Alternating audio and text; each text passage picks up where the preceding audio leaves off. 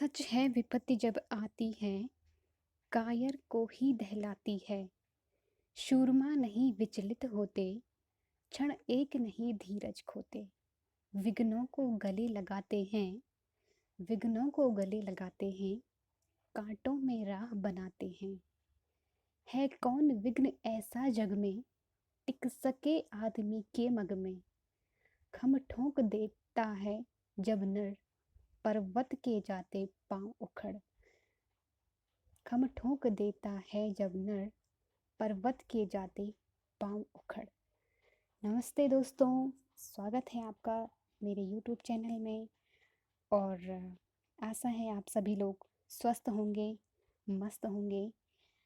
और आज मैं आपको, जैसे कि मैंने शुरुआत ही दिनकर जी की दो पंक्तियों से की, उसी तरह से मैं आज दिनकर जी के बारे में आपको उनकी एक बहुत ही प्रसिद्ध रचना उर्वशी के बारे में बताने जा रही हूँ, और जिसके बारे में हम आगे चर्चा करेंगे। उर्वशी उनका एक गीति नाट्य है, या कहें नाट्य काव्य नाटक है, जिसकी जो रचना हुई थी या प्रकाशन कहें 1961 ईस्वी में। ठीक है। और 5 अंकों में विभक्त इसकी कथा वस्तु है।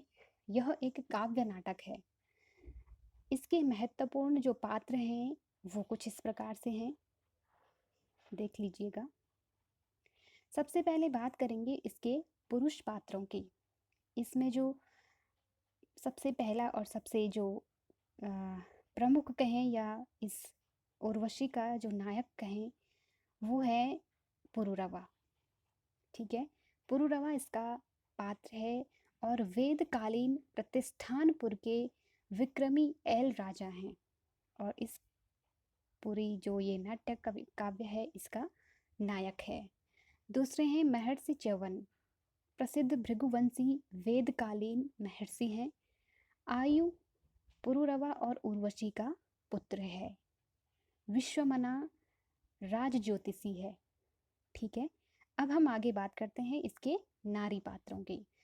उर्वशी, जो कि इस पूरे नाट्य काव्य की नायिका है और स्वर्गलोक की अप्सरा है। ठीक है। जिसके नाम पर ही इसका नाम उर्वशी पड़ा है, और ये इनका नायिका प्रधान हम इसे काव्य नाटक कहेंगे। ठीक है। औशिनरी पुरुरवा पत्नी है, यानी कि पुरुरवा की जो पहली पत्नी है वो औशिनरी है। ठीक है। प्रतिष्ठानपुर की महारानी है। सुकन्या च्यवन ऋषि की सहधर्मिणी है। ठीक है। तो ये इसके जो पात्र हैं, इन सीमित पात्रों का दिनकर जी ने इसमें प्रयोग किया है, और बहुत ही खूबसूरती के साथ इन्होंने इसका लेखन किया है। और यहाँ पर तो मैं इसका एक सिर्फ एक उसकी जो कथा वस्तु है बहुत संक्षिप्त रूप में आपको बताने जा रही हूँ। लेकिन मैं आपसे यही कहना चाहूँगी कि अगर आपको मौका मिले तो ज़रूर एक बार उर्वशी को पढ़िएगा। बहुत ही उम्दा दिनकर जी की रचना है। ठीक है। तो देख लीजिए, इस कृति में पुरुरवा और उर्वशी अलग अलग तरह की प्यास लेकर आए हैं। पुरुरवा धरती पुत्र हैं और उर्वशी देवलोक से उतरी हुई नारी हैं। मैंने कहा था ना, वो एक स्वर्गलोक की अप्सरा है। पुरुरवा के भीतर देवत्व की तृष्णा, और उर्वशी सहज निश्चित भाव से पृथ्वी का सुख भोगना चाहती है। उर्वशी जो कि स्वर्गलोक से आए हैं और पृथ्वी के जो सुख सुविधाएं होती हैं उन्हें भोगना चाहती है। उर्वशी प्रेम और सौंदर्य का काव्य है।